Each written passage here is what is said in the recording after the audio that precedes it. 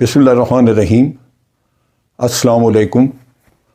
आप देख रहे हैं DDP एनालिटिका।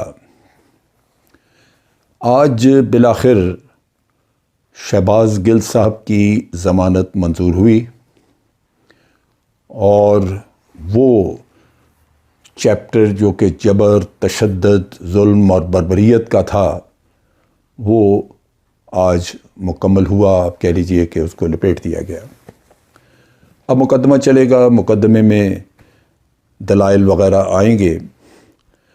मैं अपने तौर पे अपने तजर्बे की बुनियाद पे ये कहता हूँ कि शहबाज गिल ने जो बात की वो बात तो मुनासिब नहीं थी। इस तरह के ख़ास तौर पे किसी भी अदारे के बारे में जो लॉ एंड ऑर्डर को डील करते हों, जहाँ एक कमांड स्ट्रक्चर मौजूद और हुक्म के ऊपर ही सब कुछ चलता हो, वहाँ पे इस तरह की बातें करना बाज़ औक़ात गलत मैसेज देती हैं, वो नहीं करनी चाहिए। लेकिन इसका हरगिज़ ये मतलब नहीं कि बात करने वाले की नीयत या बात करने वाले का जो अमल था वो ऐसा था कि उससे अफ़वाज पाकिस्तान में बगावत हो जाती। लाज़मी बात है कि यहाँ पे सियासी अज़ाइम हैं और जबर किया जा रहा है। PTI के लोगों के ऊपर मुकदमात बनाए जा रहे हैं। अभी आप कल की बात देख लीजिए कि सैफुल्लाह नियाज़ी के घर पे रेड किया गया और उनको वहाँ से उनके सामान वग़ैरह जिसमें लैपटॉप्स और चीज़ें वो वहाँ से उठा ली गई। ये कहा गया कि फ़ॉरेन फंडिंग से उसका वास्ता, जो कि एक झूठ, हर दफ़ा कोई झूठ बहाना बना के तो उसकी बुनियाद पे कभी FIA को एक्टिवेट कर दिया जाता है, कभी किसी को। इन चीज़ों से कुछ हासिल नहीं, कुछ मिलेगा नहीं, सिवाय इसके कि इससे दूरियां बढ़ेंगी, दुश्मनी बढ़ेगी। और फिर एक चीज़ जो बड़ी वाज़ेह नज़र आती है, वो हुकूमत को सोचना चाहिए कि हुकूमत के दिन जो है वो गिने जा चुके हैं। उनको ये बाद में यही चीज़ें उनको तंग ना करें, उनके ऊपर इन चीज़ों के मुकदमात ना बने। उन्हें सोचना चाहिए।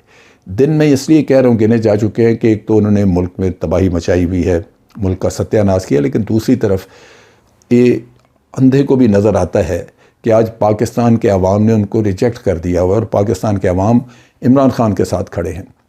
कब तक हम अपने मुल्क का तमाशा बनाते रहेंगे? सो लाज़मी बात है कि ये जो चीज़ बड़ी वाज़ेह नज़र आ रही है उसको एक्नॉलेज करना चाहिए। और ये अल्लाह की तरफ से है कि कितना बड़ा सपोर्ट स्ट्रक्चर इमरान खान को अचानक मिल गया। वो कल को इस पे लोगों के एतमाद पे पूरा उतरता या नहीं वो अलग बात है, लेकिन आज अवाम उसके साथ खड़े और यही वो चीज़ है जिसको हुक्मरानों को समझना चाहिए। बहरहाल बात हम कर रहे थे ज़मानत की। यहाँ पे मुझे थोड़ा ठटका, मैंने पहले भी ये बात की थी और आज चीफ जस्टिस जनाब अतर मिनुल्लाह ने भी ये बात की कि क्या फ़ौज इतनी कमज़ोर है कि अगर इतनी सी बात शहबाज गिल या कोई कर दे तो उससे फ़ौज में बगावत हो जाएगी। ये वो मसला है, ये वो बात है जो कि समझने की है। अफ़वाज पाकिस्तान एक, यूँ आप समझ लीजिए कि एक आइडियोलॉजिकल अदारा है जहाँ आइडियोलॉजी की बुनियाद पे लोग अपने यकीन के साथ अपने मुल्क के साथ वफ़ादारी रखते हैं, अपनी कमांड के साथ वफ़ादारी रखते हैं। और इसकी बड़ी ज़बरदस्त ट्रेडिशंस हैं।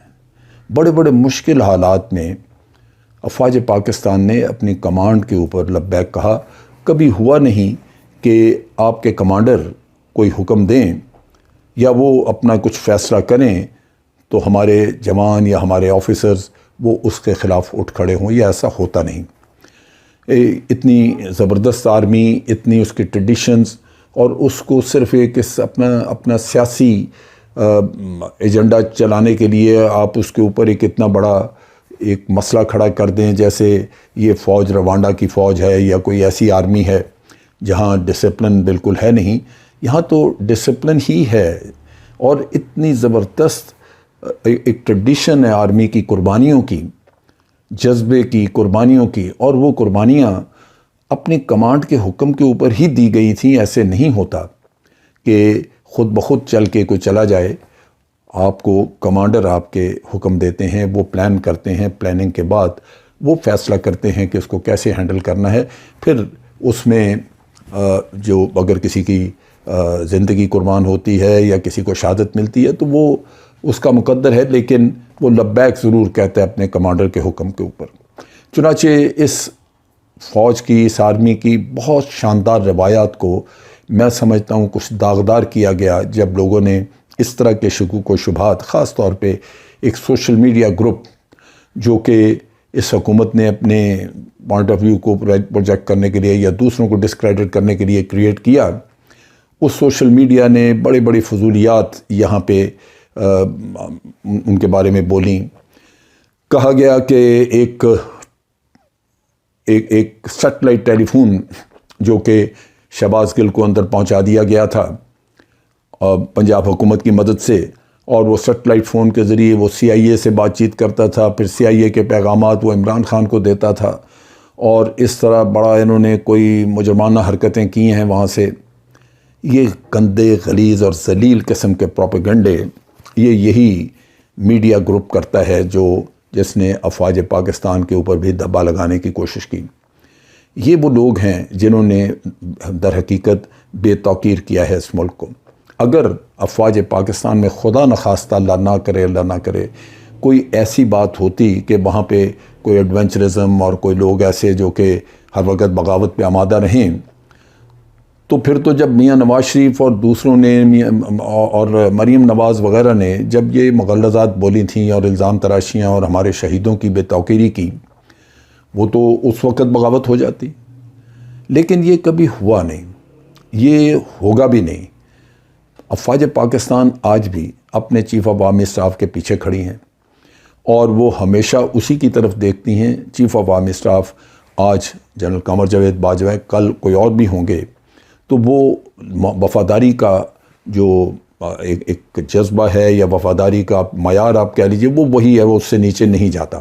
لہذا اب پاکستان کے عوام کے دلوں میں افواج پاکستان کی توقیر، ان کی عزت، ان کے جذبے کو اگر کم کر کے پیش کیا گیا ہے اس مقدمے کے حوالے سے، تو میں اس شبے کو دور کرتا ہوں۔ افواج پاکستان ایک انتہائی منظم اور مضبوط ادارہ ہے جس کا سربراہ chief of the army staff اور اسی کا حکم اور اسی کا سکہ چلتا ہے۔ پہلی تو بات یہ ہو گئی۔ دوسری بات یہ ہے کہ شہباز گل جہاں تک ان کا تعلق ہے، میں اس آدمی کو ایک آدھ دفعہ 2 دفعہ ملا ہوا ہوں، میری بہت زیادہ اس سے شناسائی نہیں ہے، لیکن 1-2 دفعہ ملاقات ہوئی۔ پڑھا لکھا اور سلجھا ہوا آدمی تھا، اس کے ساتھ میں سمجھتا ہوں کہ انتہائی زیادتی کا سلوک کیا گیا جو قابل مذمت ہے۔ اس سے صرف یہ بیان اگلوانے کے لیے کہ وہ عمران خان کے خلاف بیان دے، اس آدمی کا حشر کر کے رکھ دیا۔ میری اس لحاظ سے میں مذمت کرتا ہوں ایسے رویے کی جو کسی بھی شخص کو اس کو اریسٹ کر کے اس کے ساتھ کیا جائے۔